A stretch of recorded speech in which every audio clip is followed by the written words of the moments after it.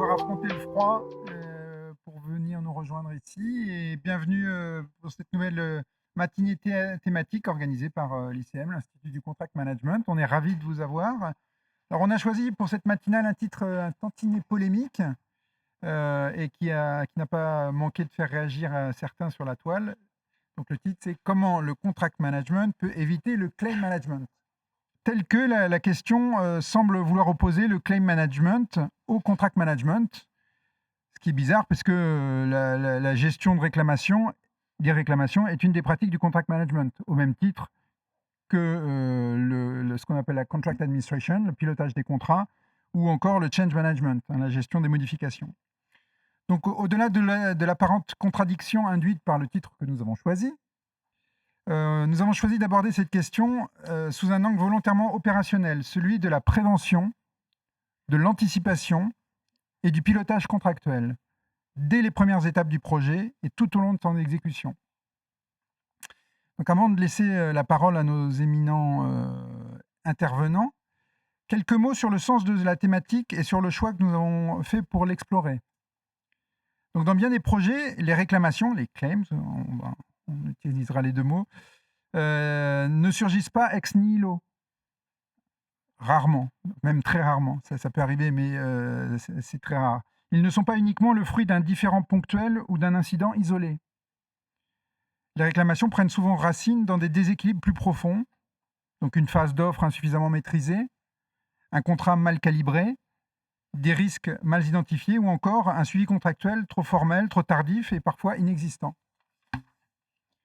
Donc, et parallèlement à la montée en puissance du claim management, discipline qui, malgré tout, c'est quand même plutôt bien structurée, se développe aussi une conviction forte, celle que le meilleur claim est peut-être celui qu'on n'a jamais à formuler. C'est précisément là que le contract management prend toute sa dimension stratégique. Car lorsque le contrat est pensé, négocié et piloté comme un outil vivant, partagé et compris par l'ensemble des acteurs du projet, il devient bien plus qu'un cadre juridique. Il devient un levier de performance, de sécurisation et de réussite. Mais comme pour tout changement de paradigme, cette approche interroge, remet en question certaines habitudes, redistribue les rôles et les responsabilités. Prévenir plutôt que réparer suppose une implication plus en amont, une culture du risque plus mature et parfois une remise en cause de nos réflexes bien ancrés dans nos organisations. Donc c'est pour nourrir cette réflexion que l'ICM a souhaité réunir autour de 2 tables rondes ce matin des profils variés, contract manager, juristes, responsables d'offres, directeurs de projet et experts issus d'horizons complémentaires. Un objectif, partager leurs expériences, confronter leurs pratiques et, espérons-le, faire émerger des pistes concrètes pour faire évoluer notre approche dans l'intérêt de nos projets. Alors je rappelle au passage que la colonne vertébrale de l'ICM, l'Institut du Contract Management, sa raison d'être, c'est précisément de positionner le contract management comme un outil au service des projets et non comme une fin en soi. Donc on est en plein dans le thème. Donc sans plus tarder, afin de rentrer dans le vif du sujet, je vous propose de débuter cette matinée par une première table ronde dédiée au rôle du contract manager en phase offre et au démarrage du projet. Je vais laisser la parole à notre modératrice et vous présenter nos intervenants que je vais inviter à venir. Donc pour la première table ronde, avec le thème le contract management en phase offre et démarrage du projet, un investissement gagnant, nous aurons le plaisir d'avoir Clara Marsal. Clara est senior manager au sein du pôle immobilier, construction et environnement de la direction des affaires juridiques d'Euro Disney, qu'elle a rejoint il y a 8 ans et au sein duquel elle a assumé un nombre croissant de responsabilités. Elle est diplômée du master de droit immobilier de l'université Paris 1 Panthéon-Sorbonne. Alors, avant de rejoindre Euro Disney, Clara a exercé au sein des directions juridiques de sociétés de promotion immobilière et de collectivités publiques. Elle a également été chargée d'enseignement à la faculté de droit Paris UPEC Est Créteil. Au sein d'Euro Disney, elle accompagne les directions opérationnelles sur les grands projets immobiliers et de construction, qu'il s'agisse de développement immobilier, de projets majeurs tels que l'extension des parcs, de la réhabilitation des assets ou encore des besoins en bâtiments support. La direction des affaires juridiques joue un rôle de véritable business partner, accompagnant non seulement les projets d'Euro Disney, mais également ceux de la Walt Disney Company, la maison mère. Marie de Gonze est directrice de Contract Management chez Suez, division ingénierie ingénierie et construction. Diplômée de l'École centrale de Marseille, elle a commencé sa carrière dans les services parapétroliers, sur des grands projets EPC, où elle a occupé plusieurs fonctions opérationnelles en offre, estimation, puis responsable offre, et en exécution de projets, par le biais notamment du contract management, ainsi que des fonctions plus transverses, telles que la gestion des risques projets ou gestion centrale et déploiement du contract management. Depuis 2020, Marie a rejoint Suez International, où elle a pris la direction du département Contract et Risk Management pour la division Engineering et Construction, unité de différenciation qui vise à apporter les services d'expertise pour la réalisation de projets de conception-réalisation. Elle gère une équipe qui, en France comme à l'international, apporte le soutien opérationnel dès la phase offre et tout au long de l'exécution, et même au-delà, à des projets de conception et construction d'infrastructures de traitement, eau, déchets, qui seront ensuite exploités par Suez. Ces équipes apportent aussi le support fonctionnel pour la mise à disposition et l'amélioration continue des process, méthodologies, outils, ainsi que des actions de sensibilisation et formation des équipes.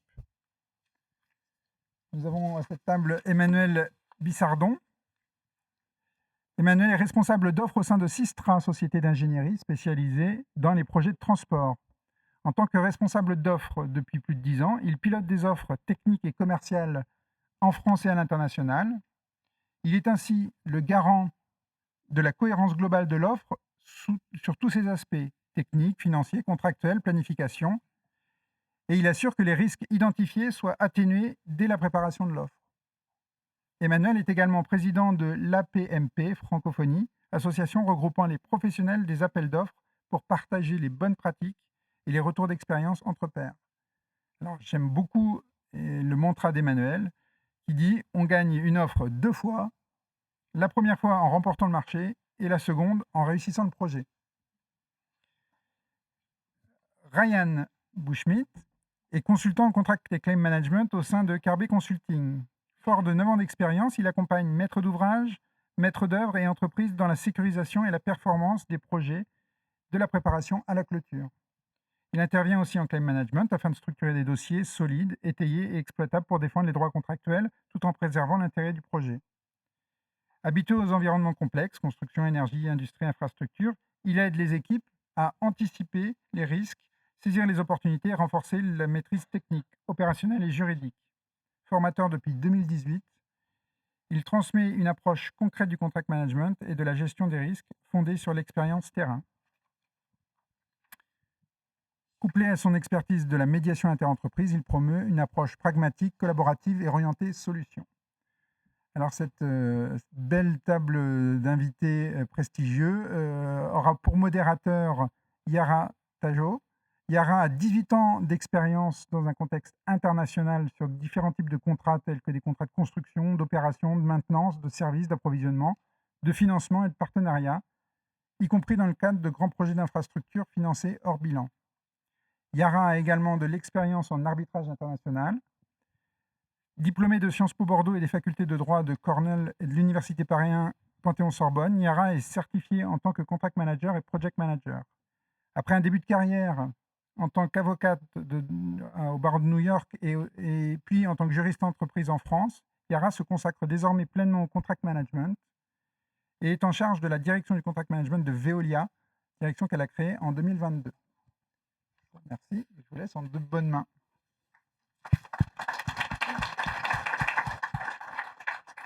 Merci beaucoup, Frédéric. Et tout d'abord, je tiens à remercier l'ICEM de me donner l'opportunité de modérer cette table ronde sur un thème qui me tient vraiment à cœur, donc le contract manager en phase offre et au démarrage du projet, un investissement gagnant. Il me tient à cœur pour plusieurs raisons. Alors, je pense que, comme beaucoup d'entre nous, contract managers, j'ai déjà été confrontée plusieurs fois en phase exécution à des situations dans lesquelles je me suis dit, si on avait eu un contract manager en phase offre, on n'en serait peut-être pas là. On aurait peut-être pu éviter certains problèmes et limiter éventuellement le risque de certains claims. Et en même temps, je fais souvent face à des responsables des offres qui n'ont pas forcément l'expérience d'avoir travaillé avec des contract managers et qui me disent mais pourquoi? Quelle est la valeur ajoutée du contract manager? Si j'ai déjà un juriste, pourquoi j'aurais besoin d'un contract manager? Et donc, je suis fréquemment amené à leur expliquer la différence, la valeur ajoutée du contract manager et la complémentarité avec le rôle des juristes. Et donc, pour parler de ce sujet, qui de mieux qu'un panel incluant un responsable d'offres, une juriste, qui ont tous les deux l'expérience du travail avec des contract managers, et des contract managers qui peuvent effectivement témoigner sur le sujet. Donc, ma première question, ça va être pour toi, Emmanuel, justement en tant que responsable d'offres. Quand tu travailles avec un contract manager dans la phase offre, qu'est-ce que tu attends du contract manager et qu'est-ce que tu attends du contract manager non seulement dans la phase offre, mais aussi pendant le démarrage dans lequel tu es généralement impliqué. Donc, voilà, nous, typiquement, un contract manager est impliqué dans les offres, pour les offres qui sont quand même conséquentes et dont on sait qu'il sera impliqué sur le projet. Et donc, cette implication, moi, ce que j'en attends, alors, c'est pas la revue juridique, on en parlera plus tard. Enfin, chez nous, c'est vraiment le juriste qui s'en occupe, mais c'est vraiment d'anticiper son futur rôle sur le projet. Et donc, déjà, dans l'analyse de l'offre et d'apporter son retour opérationnel sur des projets similaires pour voir comment faire la meilleure offre et comment proposer le meilleur projet. Et donc, de participer à l'analyse de risque sur son périmètre et surtout de proposer les outils, les méthodes, l'investissement, enfin le déploiement à mettre en place en phase projet pour mitiger tous ces risques. Sachant que la phase d'offre, c'est le bon moment, c'est le meilleur moment pour clarifier tous les points gris. Et une implication, une attente, c'est de pouvoir poser les questions pour clarifier les points qui ont été détectés donc, par chacun des intervenants, donc le contract manager sur son métier, sur le projet qu'il va devoir gérer. Et tous les points gris, tous les points à clarifier auprès du client, il faut poser les questions dès la phase d'offre. Le client puisse se positionner pour clarifier sa position et qu'on puisse partir sur une base solide. Sur, après, ouais, sur ta deuxième question sur la phase transfert, donc qui est, une fois que l'offre est gagnée, une étape importante. Chez nous, c'est un vrai process pour passer le projet donc, du responsable d'offre au responsable d'affaires, donc chef de projet, contract manager, à vraiment l'équipe projet. On a des checklists pour donner toutes les informations, vérifier que tous les documents sont fournis, mais toutes les informations qui ne sont pas contractuelles sur le client, ce qu'on a pu discuter avec lui, ce qu'il a pu donner comme information pendant les négociations. Donc voilà, tous ces sujets-là, toutes ces informations, on les passe à l'équipe projet.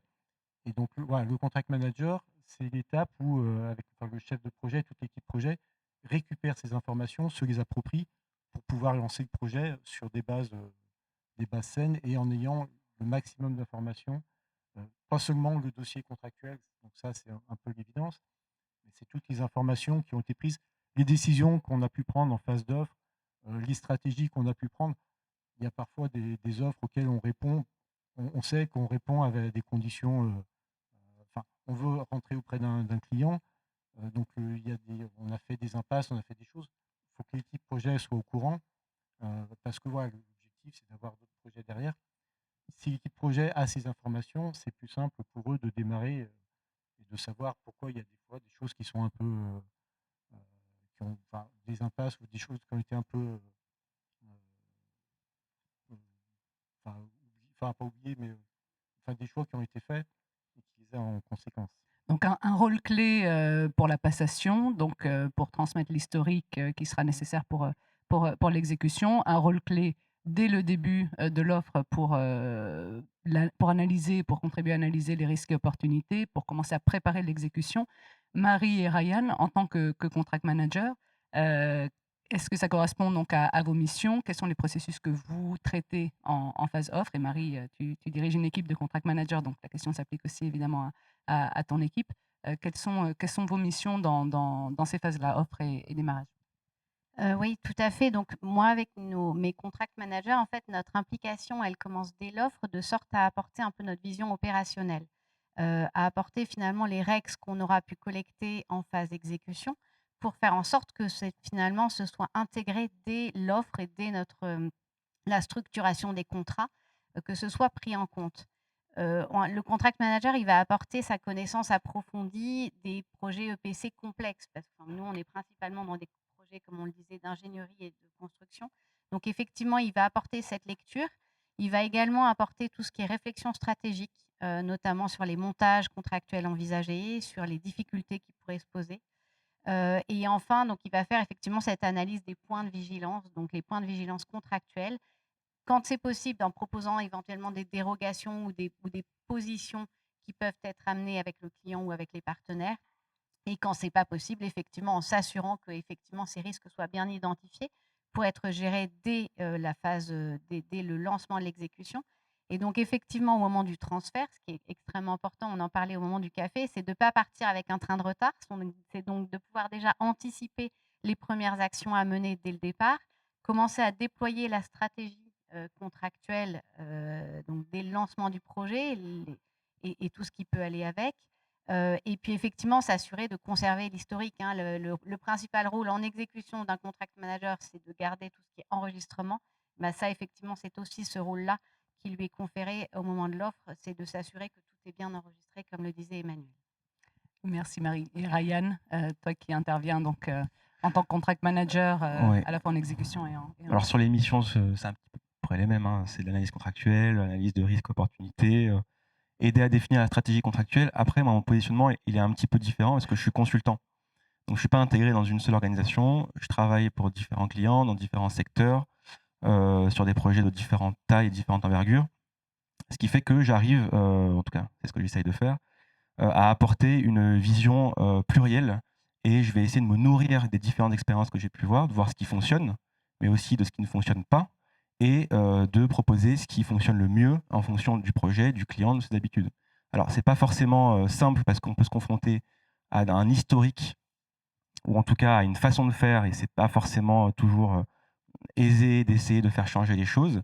Et j'anticipe un petit peu une question à l'après, mais c'est pas grave. L'objectif, c'est pas de dire poussez-vous, moi consultant externe, je vais vous faire des super trucs, vous allez voir, ça va être super. Absolument pas. C'est le meilleur moyen de se confronter à un refus d'obstacle et que ça ne fonctionne pas. C'est de se mettre à la place, en tout cas, des personnes qui font les offres, à la place des personnes qui vont devoir exécuter le projet, et de leur proposer ce qui est le plus adapté.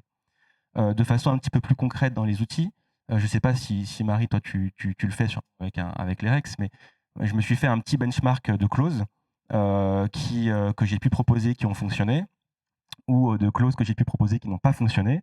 Ou sinon, je me nourris aussi des différents contrats que je peux voir. J'apprends beaucoup grâce à mes différents clients, parce que c'est plutôt une bonne nouvelle. Je me rends compte quand même avec les années que les bonnes pratiques sont de plus en plus présentes, et voilà, ça permet un petit peu de m'en nourrir. Cela m'amène à une question pour Clara. En tant que juriste, donc comment vois-tu la complémentarité des rôles? En quoi sont-ils différents? Et donc, qui fait quoi quand tu travailles avec un contract manager? Alors, nous, la particularité, c'est que, hormis pour un projet très spécifique, où on a effectivement un service, de contract manager intégré, pour tous nos autres projets, et uniquement les gros projets, on va avoir recours du coup à un contract manager externe. Donc tu parlais tout à l'heure, Ayane, effectivement du consultant externe que l'on va chercher, et donc en effet, on travaille dans ce cadre-là. Et c'est très complémentaire en effet. Alors le service juridique, il va avoir cette vision un peu stratégique, qui va, on l'a dit tout à l'heure, très business partner en tout cas chez nous à Euro Disney. Et dès lors qu'on a un contract manager, on va vraiment travailler en binôme avec lui, parce qu'il va être vraiment dans le cœur du projet, quotidiennement là, présent. Et donc il va pouvoir répondre en relais finalement de nous, aux besoins opérationnels de l'équipe construction, quand elle va avoir besoin. Et puis l'autre particularité, c'est qu'on est maître d'ouvrage. Donc voilà, forcément, il y a des besoins très spécifiques, un cahier des charges qu'il faut aider et accompagner le client interne pour que le projet soit ce qu'il souhaite en réalité. Et en termes de revue de l'alias contractuel, donc est-ce que vous regardez les mêmes choses, ou est-ce que le contract manager va regarder certaines annexes, par exemple les annexes techniques et financières, qu'un juriste ne regarderait pas forcément, ou est-ce que dans ton expérience, le juriste regarde l'ensemble de l'alias contractuel? Comment tu fais la distinction? Alors, j'aimerais, pouvoir regarder la totalité de l'alias contractuel. Ce n'est pas possible dans les faits. Ce n'est pas possible parce que déjà humainement, enfin, j'ai pas les moyens de le faire, on n'est pas assez nombreux pour. Et puis aussi en termes d'expertise, moi, alors avec le temps maintenant, je maîtrise 2-3 sujets de construction, mais c'est vrai que techniquement, j'ai pas la compétence. Je suis pas, encore une fois avec, l'équipe opérationnelle, pour regarder au détail du projet. Donc moi, je vais regarder une globalité et effectivement les pièces que les opérationnels vont considérer des pièces juridiques. Et après, en effet, tout ce qui est annexe technique, annexe financière, quand le contract manager est là, en effet, on va attendre de lui qu'il le regarde et qu'il nous fasse les alertes, en l'occurrence, s'il y en a. Donc un rôle très complémentaire là-dessus, puisque le contract manager va avoir ce regard vraiment global sur l'intégralité du contrat pour identifier, des potentielles incohérences, zones grises, Absolument, oui. dans l'ensemble, en regardant l'ensemble. Et toujours sur la complémentarité entre les rôles de juriste et contract manager, est-ce que parfois les contract managers viennent en soutien du juriste sur des sujets relatifs à la rédaction des contrats, à la négociation? Est-ce que ça peut être un appui justement pour le juriste, sur certains de ces sujets-là? Absolument.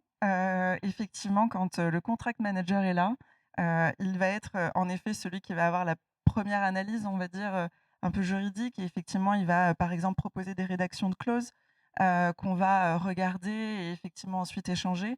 Mais en effet, il a une première étape, de proposition, sur le contrat. Si je peux Vas-y, juste, s'il te pardon, plaît. si je peux juste compléter, c'est vrai qu'on est souvent face, nous, à des équipes juridiques qui sont très évidemment restreintes, enfin, en tout cas, qui ont peu de temps à consacrer. Et donc, le schéma qu'on a trouvé, c'est qu'en fait, les juristes mettent à disposition les modèles. Ils restent les garants du bon respect des règles internes. Et le contract manager va être là vraiment pour effectivement aider les équipes offres, notamment, à lire, à adapter ces contrats et à faire en sorte que les modalités pratiques futures d'exécution soient bien prévues dans ces contrats. C'est-à-dire prévoir des bordereaux de préunitaires si c'est nécessaire pour effectivement chiffrer les futures réclamations, c'est-à-dire aller effectivement dans le détail des plannings pour s'assurer que les éléments prévus dans les contrats eux-mêmes, dans le corps des contrats, soient bien reflétés. Donc il y a effectivement cette complémentarité qui est importante du fait parfois d'une disponibilité du contract manager au sein des équipes offres. Est-ce que Ryan, tu souhaites rebondir, là-dessus, sur le travail avec les juristes? Je vais juste aller dans le sens de ce qui a été dit et particulièrement de ce qu'a dit, Clara, parce que bon, pour rien vous le cacher, on a travaillé ensemble, sur un projet donc la complémentarité, juriste contract manager, elle a été, plus, qu'éprouvée et je pense que c'est un succès. Enfin, en tout cas, j'espère. Si tu es là, je pense que oui. Tu aurais pas accepté sinon de venir. Mais oui, oui, en fait, c'est exactement ça moi, ce que je dis souvent, c'est que le contract manager, il va pouvoir faire en sorte que, bon, si on part du principe que le projet, c'est un jeu, le contrat, c'est les règles du jeu. Donc, quand il y a un problème pendant l'exécution du contrat, il faut que les règles du jeu qui ont été rédigées quand tout allait bien, pendant la fameuse lune de miel, soient simplement opérationnelles. Que ça ne soit pas un simple papier qui ne soit pas opérant. Sinon, on va encore dire que le contrat ne sert à rien, on va encore dire que le projet est mal exécuté, et ainsi de suite. Donc, c'est extrêmement important de prendre le temps et je prêche pour ma paroisse en même temps, mais en tout cas d'impliquer un contract manager dès la phase offre, et on en reparlera encore par la suite, parce que c'est le meilleur investissement que vous allez pouvoir faire pour éviter les futures réclamations. Parce qu'il y en aura. Je pense qu'on est tous ici présents et on le sait très bien qu'il y aura forcément un problème de qualité, de temps, de délai, peu importe, il y aura un problème. Et donc Autant l'anticiper. on va effectivement poursuivre dans un instant sur comment ce rôle permet de limiter les risques de réclamation. Juste avant, je souhaiterais vous demander, donc en restant, avec toi Ryan et avec Marie, d'abord sur les outils que vous utilisez en tant que contract manager en phase offre et en phase démarrage. Donc Ryan, tu parlais, de la bibliothèque de clauses que tu as préparée. Est-ce qu'il y a d'autres outils qui vous aident justement à être performant, à avoir cette valeur ajoutée, particulière en phase offre et en phase démarrage, dont vous souhaiteriez nous parler? Nous, en tout cas, ce sont principalement des outils de communication, on va dire. Donc, il y a ce qu'on appelle des outils, ce sont des registres Excel hein, d'analyse des points de vigilance ou d'analyse des risques. Un contract management plan également qui peut s'inscrire, qui peut permettre d'analyser ou d'anticiper la stratégie future d'exécution. Et ça, ça s'articule autour d'une présentation PowerPoint ou simplement on le met en évidence pour pouvoir avoir un livrable qui soit facilement accessible justement aux responsables d'offres et qui puisse être présenté au management. Donc ce sont des outils, on va dire, standards qui sont des Office, Excel, PowerPoint, mais qui effectivement permettent à la fois cet enregistrement, cette analyse et cette communication autour de ce qui aura été fait. Merci Marie.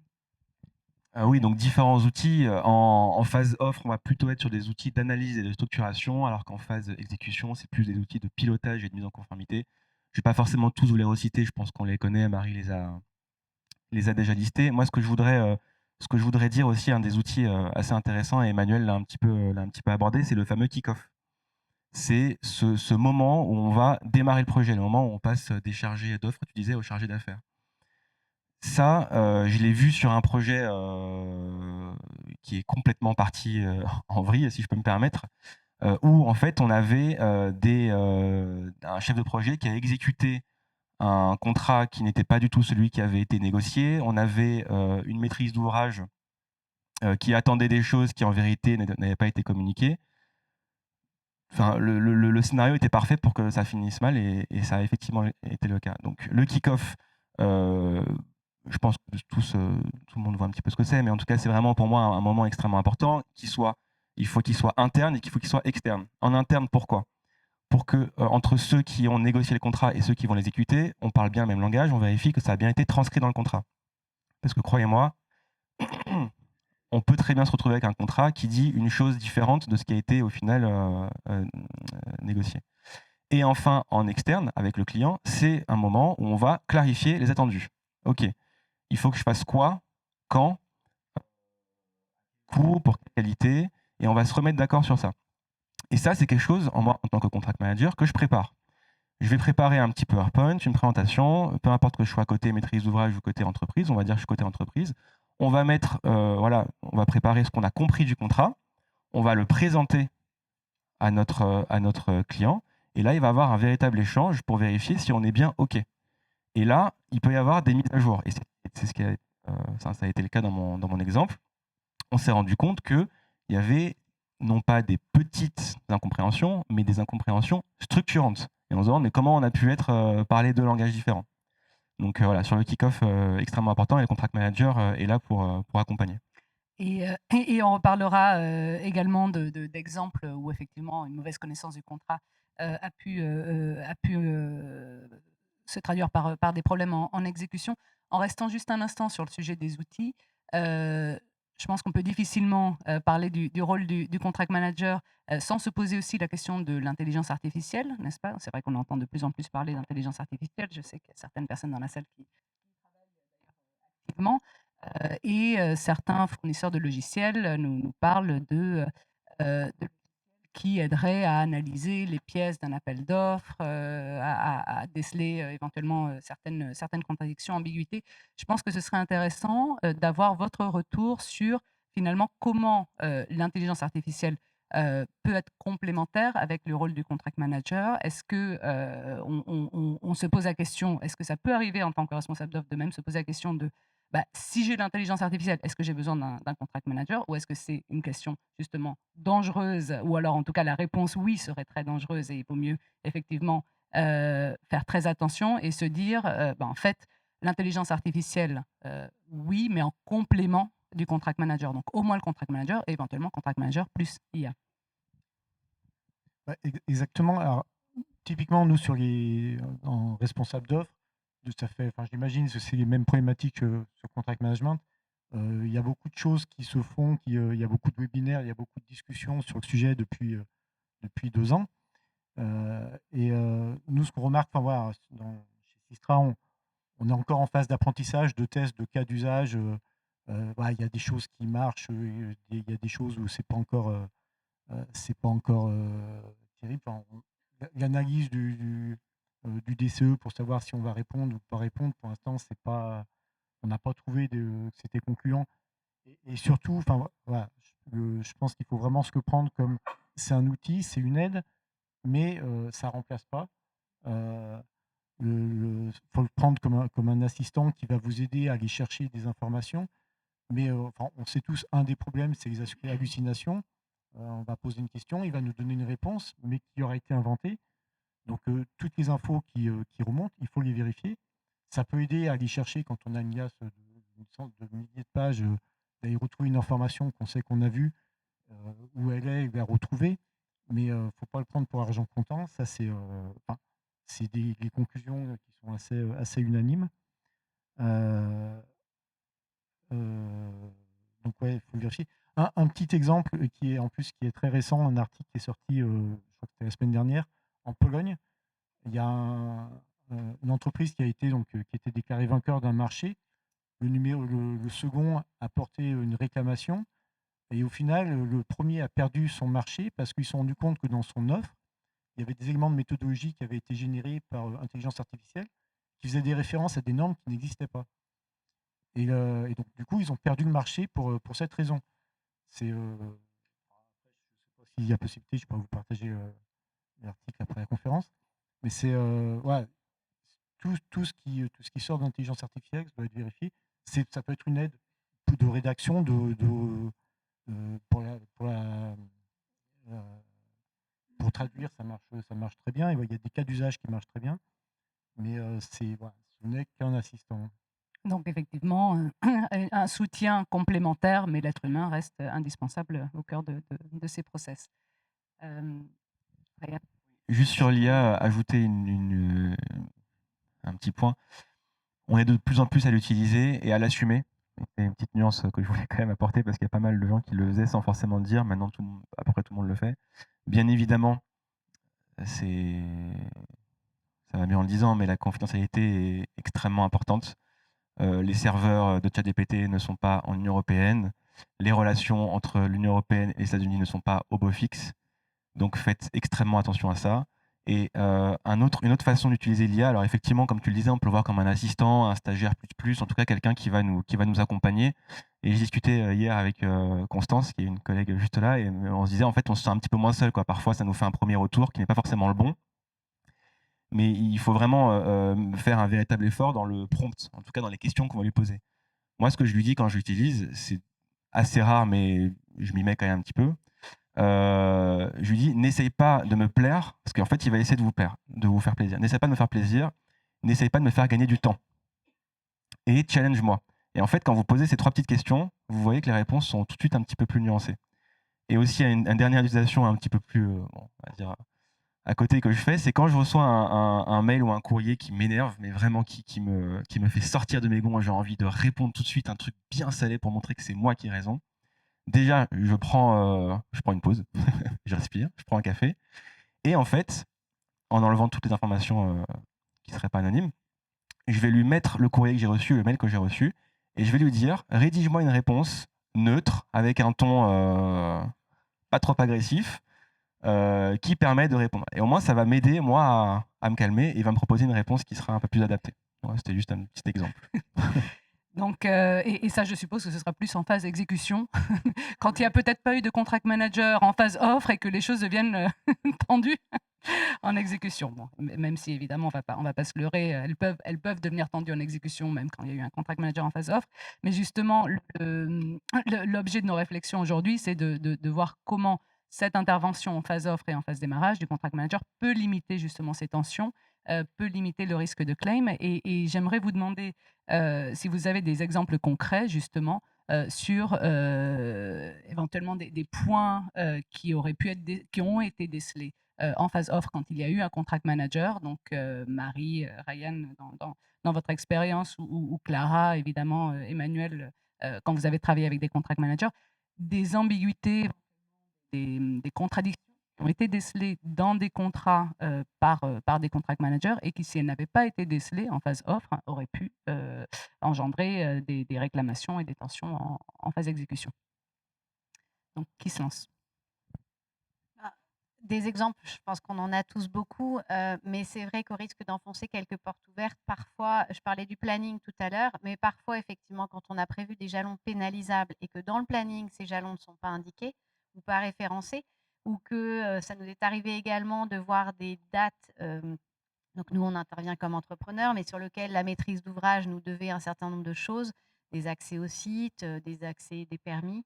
et qui n'était pas non plus indiqué en tant que tel dans le planning, forcément, ça aurait été compliqué derrière de formuler la réclamation ou en tout cas, ça demandait un peu plus de travail. Donc ça, c'est des exemples un peu évidents. Nous, après, on apporte toujours beaucoup d'attention aussi à tout ce qui est interface, donc matrice de responsabilité. Qui est responsable de quoi? Où s'arrêtent les limites entre les périmètres des uns et des autres? Et ça, c'est des choses, quand c'est pas anticipé en offre, on peut faire des avenants en exécution, on peut effectivement se poser la question, mais en général, quand ça sort, c'est souvent un petit peu problématique.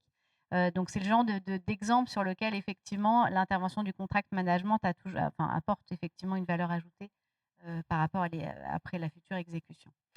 Et Clara, tu as pu aussi rencontrer des cas de figure où le contract manager a décelé des incohérences ou des, des- des problèmes qui auraient pu devenir de gros problèmes en exécution s'ils n'avaient pas été traités dès la phase off. Oui, alors, comme Marie finalement, hein, je pense que le premier point, c'est le planning et effectivement, parce qu'après les équipes veulent appliquer des pénalités et si on n'a pas un bon planning, ça marche pas. Donc en effet, ça c'est, je pense que l'un des points, qui remonte le plus, c'est effectivement ces erreurs-là. Il y a aussi, de temps en temps, les termes mal définis. On va avoir un terme, la définition va manquer, donc comment est-ce qu'on l'applique derrière si on se rend pas compte que la définition manquait? Les responsabilités aussi, effectivement, une mission, qu'on pense avoir donné et qui finalement ne l'a pas été parce qu'elle manque dans tel document. Donc effectivement, on en a plein. Tu l'as dit Marie, on pourrait avoir une liste entière d'exemples, mais effectivement, c'est les plus gros, les dates, les définitions et tout ça, ça crée, un souci potentiel d'interprétation derrière et donc forcément un litige, un litige.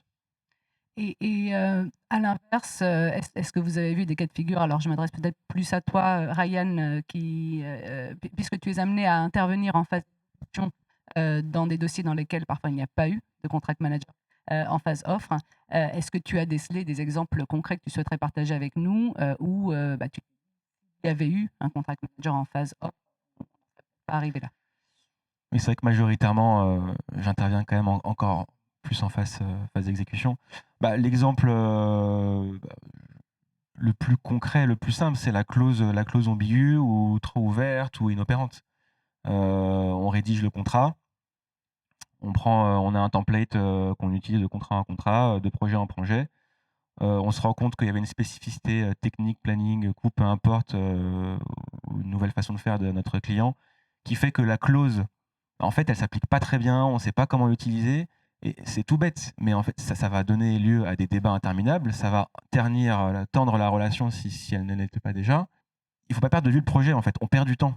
Parce qu'on parle de clauses et de contrats, mais en vérité, il y a des gens, il y a des électriciens, il y a des ouvriers qui bossent, sur le chantier, il y a des chefs de projet, il y a, de la chaleur à délivrer, peu importe, il y a un jalon final, il y a un projet qui en pâtit. Et on doit bien garder en tête que si on fait tout ça, c'est pour que le projet avance et que la santé économique du projet soit préservée et que techniquement, ça soit une réussite. Et tous ces petits trucs-là qu'on va pas forcément faire en phase off, j'anticipe un tout petit peu, et parce que c'est la lune de miel, parce que tout va bien, parce qu'on veut plaire et tout ça, la probabilité que ça nous retombe dessus, x5, x10, x15, j'ai pas de stats malheureusement, elle est, extrêmement, extrêmement forte. Et tu as vu des cas où ça s'est traduit par des claims, donc des Ah oui, claims oui, qui j'ai auraient vu des pu cas. être En fait, ça évités dépend. à ton Soit sens, soit j'interviens effectivement quand le claim est déjà sur la table du client ou la maîtrise d'ouvrage, soit j'interviens quand les relations se tendent et on va essayer de faire en sorte de désamorcer les choses, de régler ça, au fil du projet, au cours de l'eau, ce qui est quand même toujours mieux, hein, comme ça on finit le projet, c'est plus simple. Mais oui, c'est malheureusement, beaucoup trop fréquent. Et vous parliez, tout à l'heure, donc Emmanuel, notamment et également, Ryan et Marie, du rôle du contract manager en phase, démarrage, donc notamment avec la sensibilisation, contractuelle. Est-ce que là aussi, vous avez pu voir en exécution, des problématiques? Alors tu disais tout à l'heure, tu parlais d'un opérationnel qui ne connaissait pas du tout le contrat, et ça avait causé évidemment des problèmes. Est-ce que vous avez vu, les uns les autres, d'autres exemples où vous vous êtes dit, s'il y avait eu un contract manager à la phase démarrage pour sensibiliser les opérationnels de l'exécution au contrat, ça aurait vraiment changé la donne. Et la question donc s'adresse, effectivement, au contract manager et aussi à Emmanuel, puisque, dans le cadre des offres, je comprends que tu reçois des retours d'expérience de l'exécution où tu as pu voir ce cas de figure, également. Marie? Je commence? Ouais. Hem, des exemples, encore une fois, je pense qu'on en a beaucoup, mais il y a le rôle principal du contract manager au démarrage de l'exécution, c'est vraiment de connaître et de faire connaître le contrat et les obligations, les droits qu'il contient. Et on a malheureusement énormément d'exemples, chez Suez, mais je suis sûre que vous en avez aussi, d'ingénieurs notamment, alors c'est pas pour nommer une catégorisation en particulier, mais on va dire qu'il y a un certain biais qui fait qu'on a tendance à vouloir avancer vite et à toujours bien faire et sans connaître effectivement ce qui est prévu. Donc effectivement, en allant, sans avoir lu le scope, sans s'être approprié, et donc on a, le client qui effectivement demande des travaux supplémentaires et il ne l'équipe ingénierie n'avait pas identifié ça comme un travail supplémentaire, donc il l'intègre dès le départ dans la phase de conception, et quand on s'en rend compte un peu tardivement parce qu'il y a un point de situation financière, on se dit: «Bah, tiens, pourquoi est-ce qu'on a dépensé plus que par rapport à ce qui était prévu?» Et en fait, on en revient à l'analyse de causalité, qui est de dire, bah, ils ont intégré dans leur périmètre au lancement d'exécution des éléments qui n'étaient pas requis. Donc c'est vrai que le contract manager, nous, on essaye de faire ces réunions de sensibilisation, de contract induction, hein, de sensibilisation au contrat. Quel est notre contrat? Qu'est-ce qui est demandé? On n'en fait pas plus, pas moins. Mais c'est vrai qu'effectivement, voilà, ça c'est un exemple, les travaux supplémentaires cachés, les demandes supplémentaires de clients ou de sous-traitants, hein, ça peut aller dans tous les sens, mais effectivement qui n'ont pas été bien identifiés comme étant des hors du périmètre initial. Emmanuel, est-ce que ça rejoint des Oui, expériences que tu as pu connaître? enfin, j'ai un exemple en tête qui revient à ça. C'est que là, la problématique était un peu différente. On avait un donc, projet qui était ingénieur, qui avait déjà traité des projets, qui était quand même sensibilisé à la connaissance du contrat. Il s'est trouvé qu'au démarrage, il y avait malheureusement pas la bande passante parce que avec des collègues qui étaient absents, etc. Et donc, il a démarré le projet, mais avec uniquement le focus opérationnel et sans avoir lu son contrat dans son entièreté. Et voilà, c'est un projet du coup qui a mal démarré et ça a été compliqué. On a dû changer de chef de projet pour son problème de charge, mais parce que du coup ça passait plus. Enfin, voilà. Et donc un projet, enfin, dans ce que tu disais au démarrage, hein, un projet qui démarre mal, c'est toujours compliqué à récupérer. Après, du coup, a priori, le projet n'était pas suffisamment conséquent pour qu'on ait un contract manager. Le profil qui était prévu avait cette sensibilité. L'erreur qu'on a sans doute fait, c'est à ce démarrage, c'est finalement de ne pas se dire il faut lui donner le support d'un contract manager qui pourra traiter ces parties-là et que bon, lui qui se concentre sur l'opérationnel. Mais voilà, c'est en phase offre, on avait imaginé une organisation qui devait marcher, mais avec du temps à passer sur tous les sujets. En phase projet, on n'a pas su adapter finalement notre organisation et intégrer un contract manager. Enfin, en fait, quand je dis en phase projet, c'était vraiment dès le démarrage où il aurait fallu qu'on adapte notre organisation. Et bon, bah, on en paye les conséquences. On remonte la pente doucement, mais très doucement. Et on apprend parfois dans la douleur l'importance effectivement de mettre en place certains processus et d'avoir certains rôles En termes de dans les processus, projets. enfin, le transfert avait été fait, c'était en termes, on l'avait fait, mais Mais le processus faute de sensibilisation temps, faute de temps, contractuelle, il a été oui. fait enfin, à minima et enfin, du coup mal fait. Oui. Et donc voilà, on en paye les conséquences. Clara, est-ce que tu as un retour là-dessus en tant que juriste? Hem, alors moi, j'ai un vrai sujet, c'est que, souvent, ils considèrent que le contrat, c'est une affaire de juriste, et donc ils s'en fichent. Donc il, Fondamentalement, c'est les les opérationnels. opérationnels, chefs de projet. Et encore la semaine dernière, je me suis retrouvée donc à une réunion, donc on prépare un projet et il n'y avait donc que le contract manager, les achats et le service juridique, et je cherchais le client interne dans cette réunion et il n'était pas là, parce qu'encore une fois, ils considèrent qu'en effet, le contrat n'est pas leur affaire, en fait. Et donc, quand le contract manager est là, il aide justement à lui faire comprendre, parce que nous, on a beau sensibiliser effectivement les équipes sur le sujet, leur faire effectivement, alors on a des trames types, donc effectivement, on leur dit quelles sont les grandes clauses, les grandes étapes, les grands moments du contrat. On le fait, mais quand effectivement le contract manager est là, il le fait encore plus que nous. Et c'est un vrai point pour moi. Et en effet, on a souvent des cas où ils ne se rendent pas compte qu'il y a des forclusions, par exemple, dans le contrat. Et donc le contract manager, quand il est là, il aide justement à garder en tête, à avoir ses principes, à les accompagner. Parce qu'encore une fois, quand il y a une forclusion, ben, il y a une forclusion. Donc si on n'a pas fait attention, c'est fichu. Et donc, je voudrais rester un instant avec toi, Clara, sur justement donc, le côté transfert donc, par le contract manager de l'historique de la négociation, toute cette valeur ajoutée qu'il peut apporter de par sa présence en offre, qu'il peut apporter pendant le transfert. Est-ce que toute cette valeur ajoutée du contract manager, pour toi, elle est d'autant plus présente et optimisée si on garde le même contract manager ensuite en phase exécution ou pas? Et la question s'adresse évidemment à nos autres panélistes. Alors pour moi, oui. Alors déjà parce que de l'expérience effectivement que j'ai, le contract manager est là dès le départ, en l'occurrence. Mais encore une fois, voilà, on agit en qualité de maître d'ouvrage, donc forcément pour nous, c'est intéressant qu'il soit là dès le départ pour accompagner justement la négociation, la contractualisation. Et effectivement, pour moi, il a l'historique, quand il est là, en amont, il a l'historique, il connaît la stratégie, de la société, la stratégie du projet. Il sait, comment est-ce qu'ont été négociées les choses et donc où est-ce qu'ont été, les points d'achoppement, les fragilités, les forces aussi de la relation contractuelle qu'on met en place. Donc en effet, pour moi, il a une vraie valeur ajoutée, et il a l'historique du dossier, qui peut se faire d'ailleurs autrement. Mais en tout cas, pour moi, dès le départ, c'est effectivement un point ultra positif.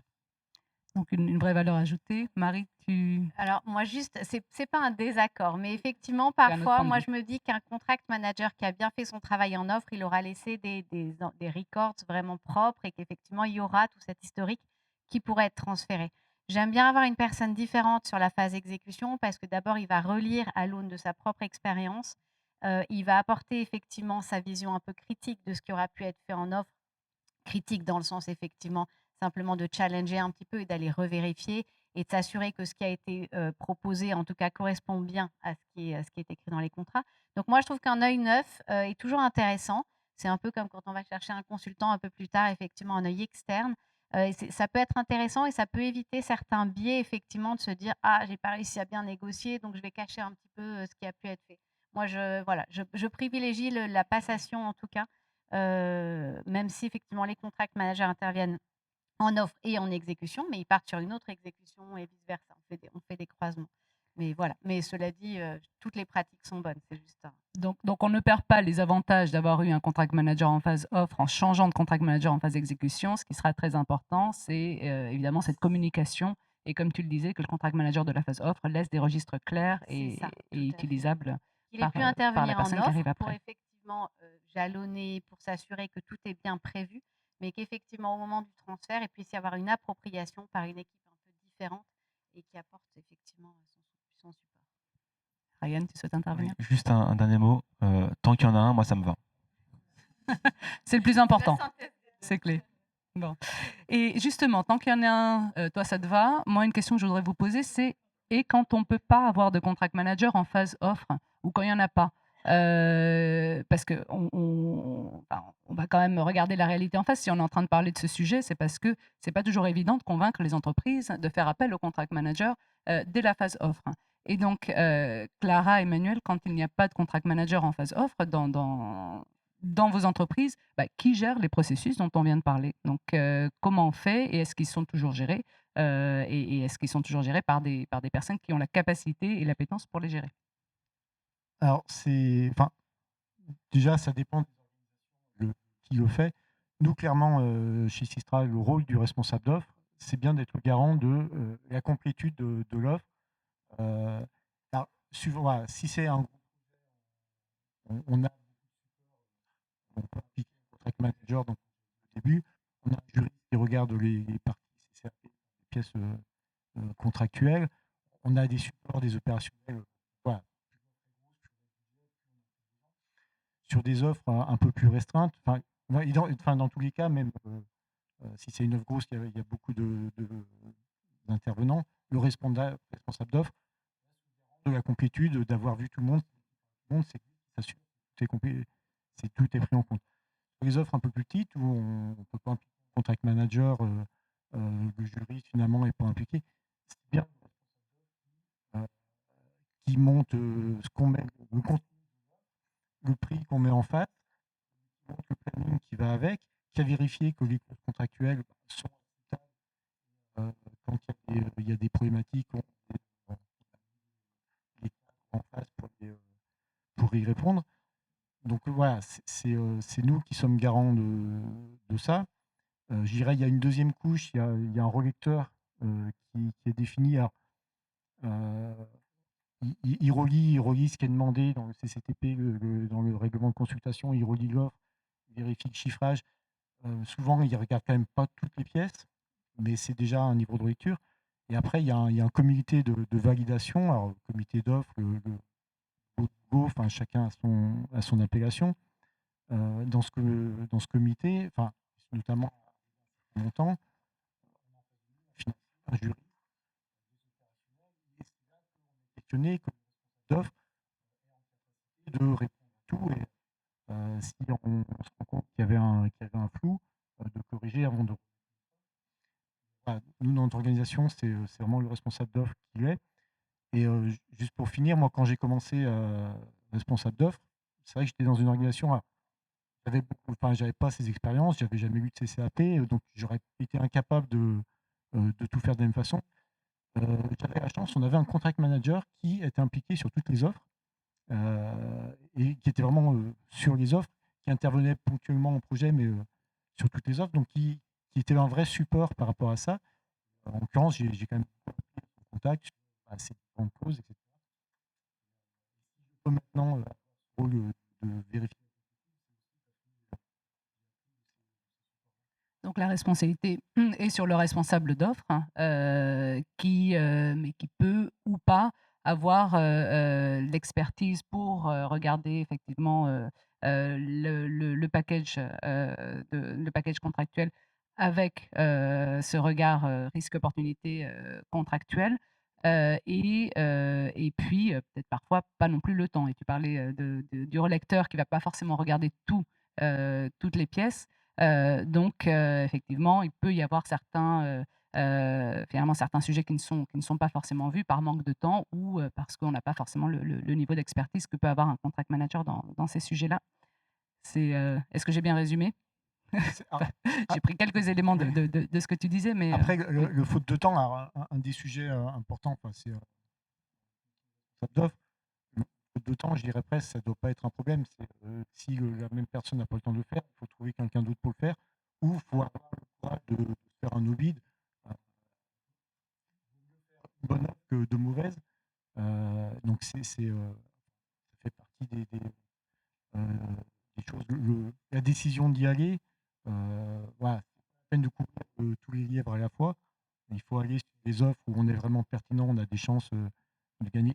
Mais du moment qu'on prend une décision, on met l'investissement. Est-ce qu'il faut décharger des choses pour que la personne qui soit en charge de faire l'offre apporter les bons supports, mais le responsable d'offre qui est défini au début de l'offre, il va falloir qu'il libère le temps, il libère le temps de faire cette revue, les supports pour l'aider. Mais Donc soit tu le fais toi-même, soit tu délègues, mais il voilà. faut que ce soit fait. Il faut Il faut effectivement que ce soit fait. que quelqu'un gère ces Et processus. je dirais sur on parlait des outils au début. Dans la validation, responsable ça, et en phase de validation, il y a des points identifiés à cette phase d'offre, qu'ils soient contractuels, financiers, planning, etc. Il y a des checklists, il y a des trames types qui sont vérifiés. Et ce comité de validation, ça fait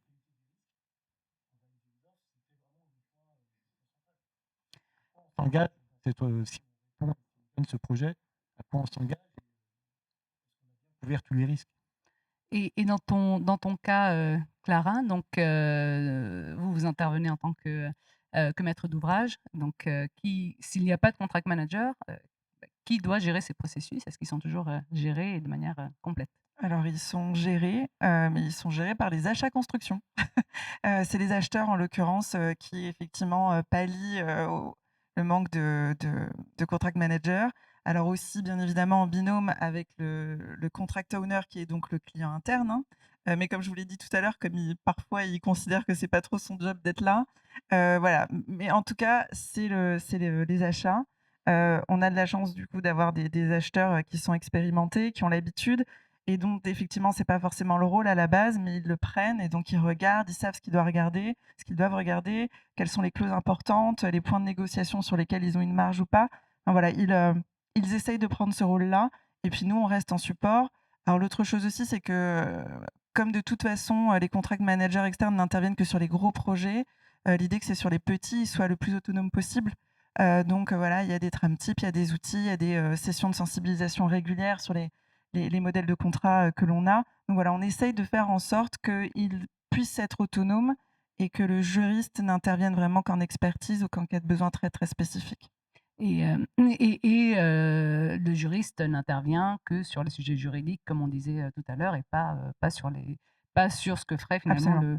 le contract manager. Donc finalement, on a des cas de figure où certains dossiers n'ont pas les moyens d'avoir des contract managers.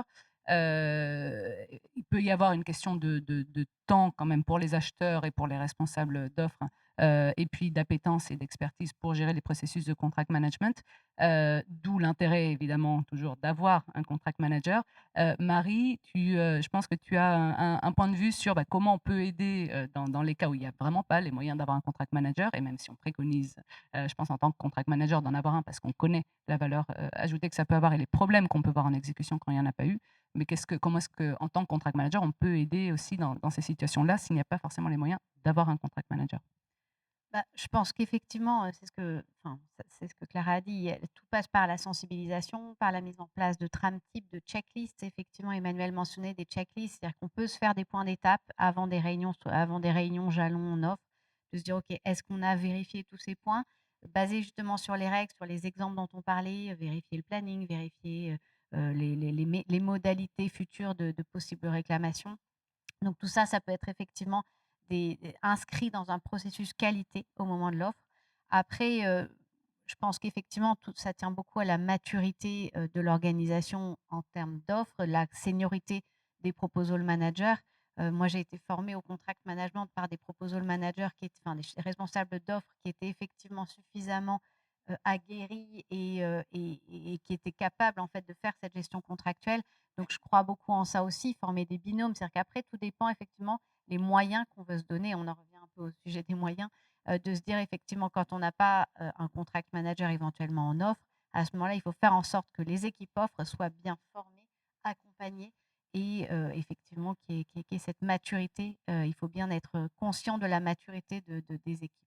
Donc le contract manager peut intervenir évidemment en offre, en étant là aux côtés donc du responsable des offres ou des acheteurs, mais quand il y a pas les moyens, on peut quand même apporter une aide en formant, ces personnes-là pour avoir les bons réflexes, mais toujours en sachant qu'effectivement c'est un investissement de temps, et puis, ça remplacera pas, forcément le fait d'avoir quelqu'un qui va être là au jour le jour, et qui va participer, à tout le processus d'offre, hein. Et puis parfois, pardon, juste Je Yara, t'en pour prie, je t'en compléter, prie. ça peut être encore une fois, quand il y a un département contract management, même s'il est focalisé sur l'exécution, c'est faire intervenir le contract manager au moment de la réunion de clôture, par exemple, qui peut avoir une lecture, encore une fois, transverse, vraiment un screening rapide du contrat tel qu'il a été négocié, de l'offre telle qu'elle a été préparée, pour dire: «OK, tel que c'est, je donne un» enfin voilà, c'est un petit tampon qui est effectivement pas aussi, complet que quand on a fait une analyse complète, mais au moins avoir cette validation complémentaire.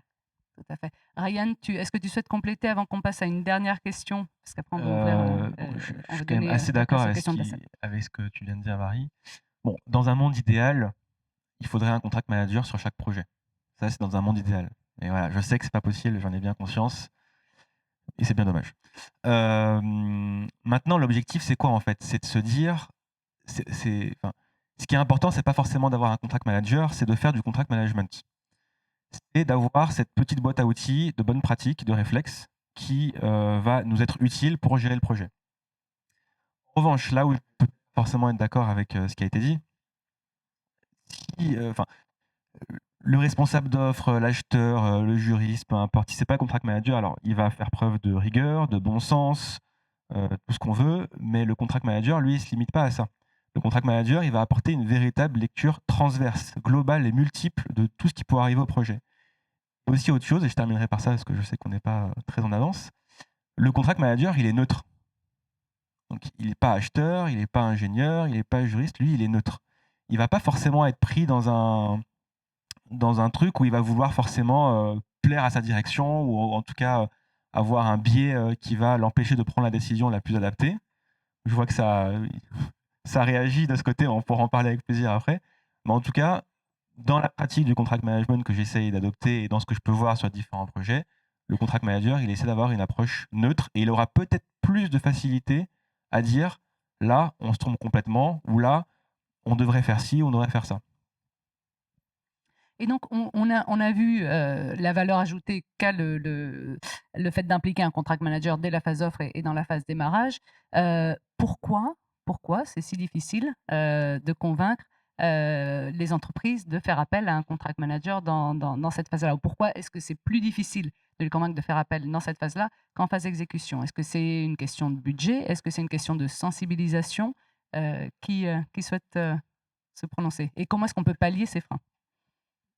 Je peux commencer. Le budget en phase offre, voilà, comme en projet, les budgets d'offres sont suivis, donc c'est un premier frein.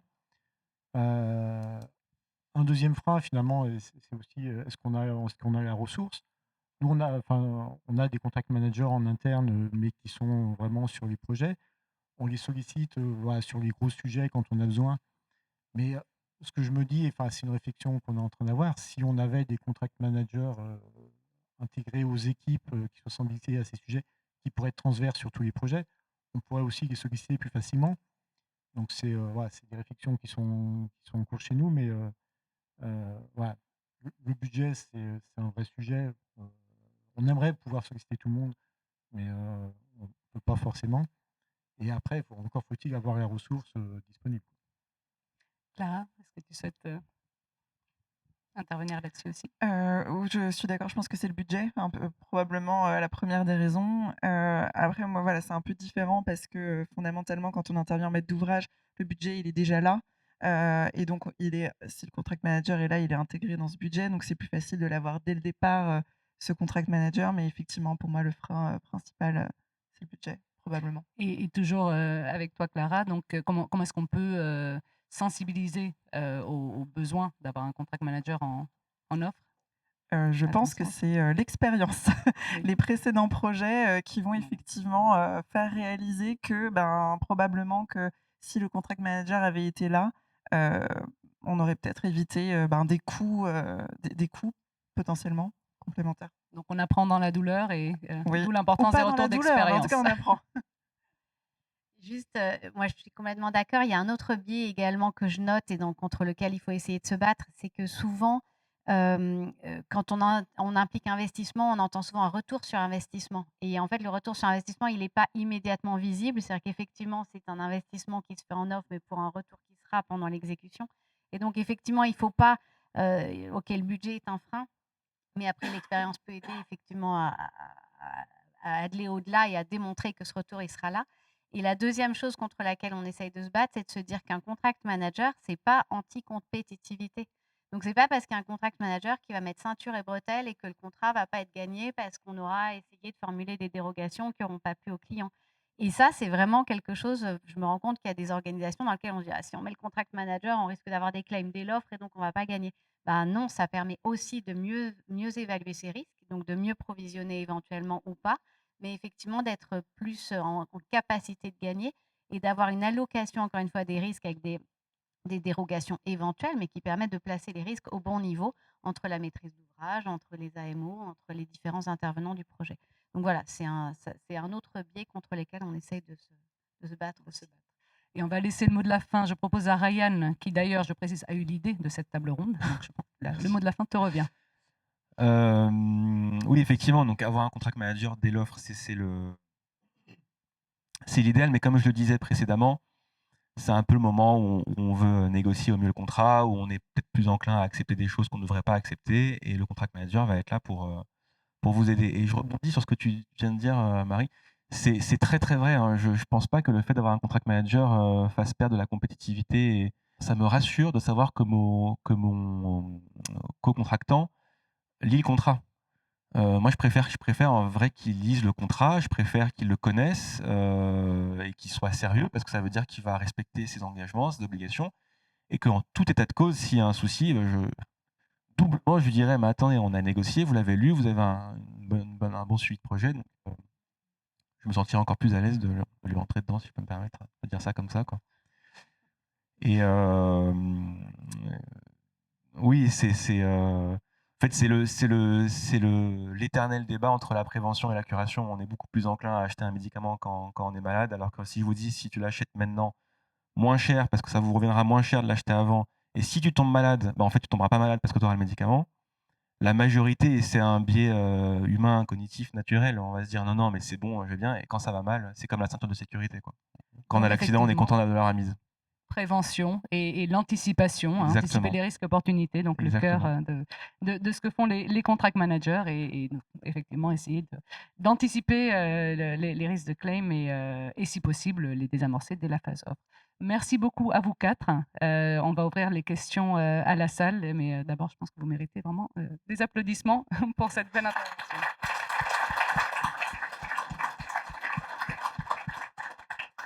Est-ce qu'il y a des questions, des réactions?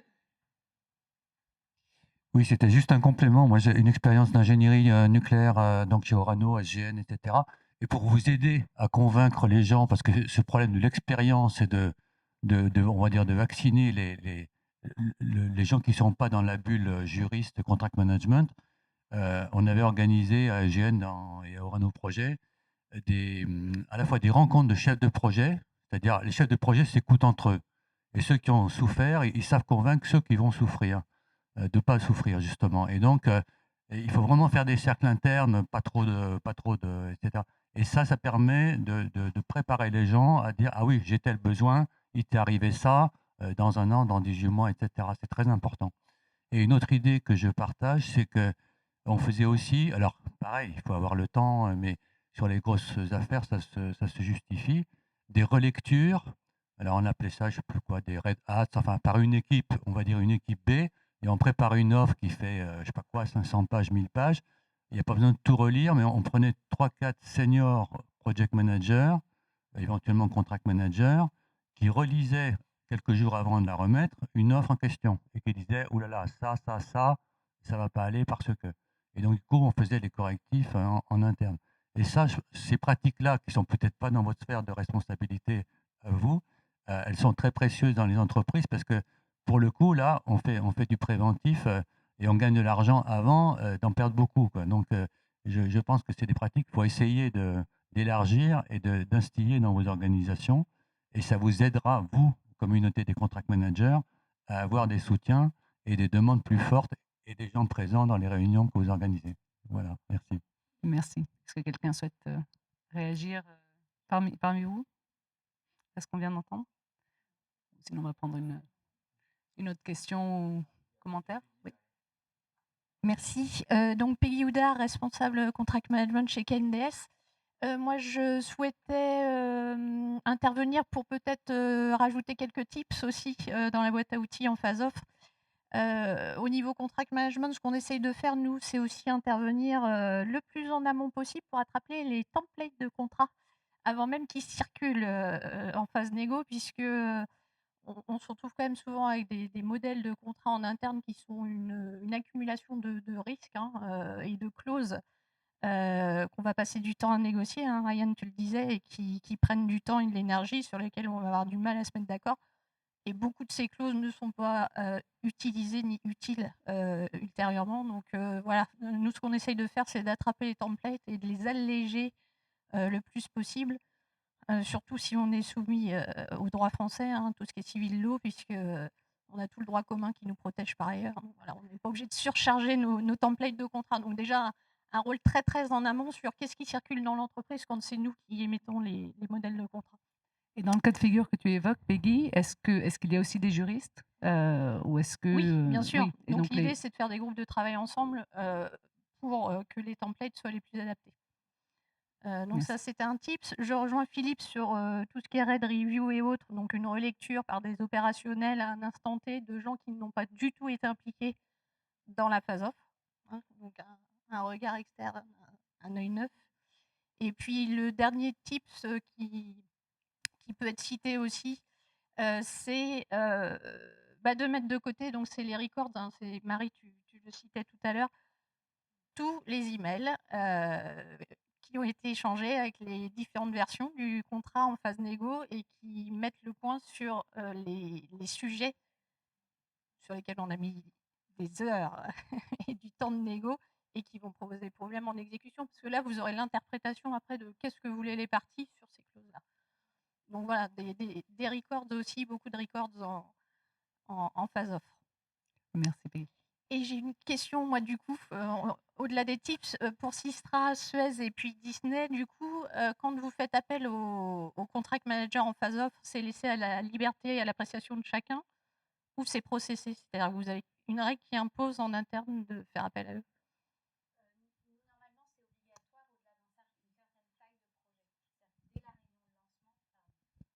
Effectivement, chez Suez International, en tout cas, c'est effectivement obligatoire à partir d'une certaine taille de projet. C'est-à-dire que, je suis systématiquement invitée dans toute réunion de lancement, des projets et on nous demande de mettre à disposition une ressource. Ensuite, c'est la mission effectivement de la complexité du projet, de l'argent qui est décidé d'être investi dedans. Mais donc effectivement, on adapte les missions, mais systématiquement, je suis au moins informée de toutes les grosses offres qui sortent et donc j'ai la possibilité d'y affecter une ressource.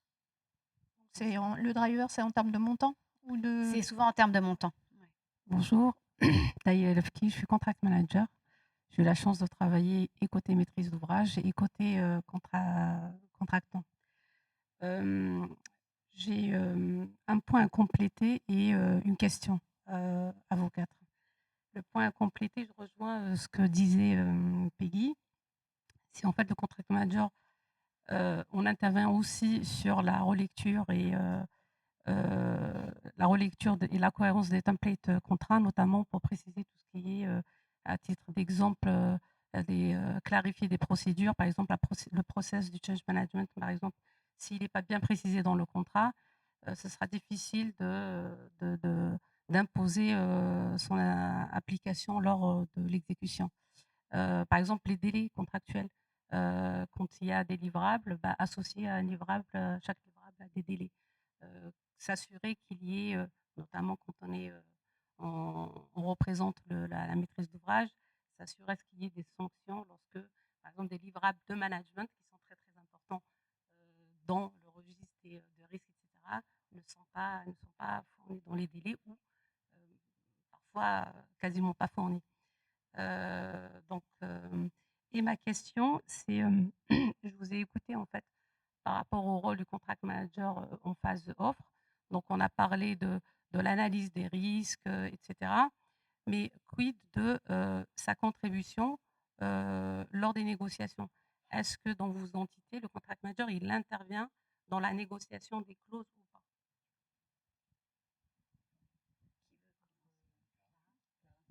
C'est moi.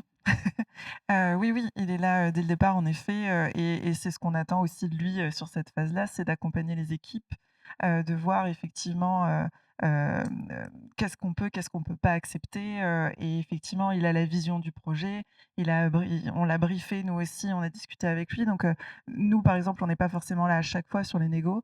En revanche, on attend du contract management du manager que lui, il lui soit en effet, parce que c'est ce relais-là donc oui, oui, bien sûr, il est là. Il faut. Oui, nous aussi, de la même manière, je disais à Peggy tout à l'heure, quand on est en réunion de lancement, où effectivement, suivant la direction juridique qui est impliquée, enfin, suivant la zone géographique, suivant le budget qui est alloué, il y a quand même cette mission de négociation des contrats qui fait partie des missions, on va dire, clés, dans lequel effectivement, suivant quand on a une co-traitance ou une sous-traitance importante à négocier en phase d'offre, on repart des modèles, des trames types, mais effectivement, c'est nous qui pilotons, nous, contract managers, qui pilotons la négociation et qui faisons appel aux juristes quand c'est effectivement nécessaire ou quand on a des points de blocage ou pour la validation finale ultime. Oui, un grand merci pour cette table ronde.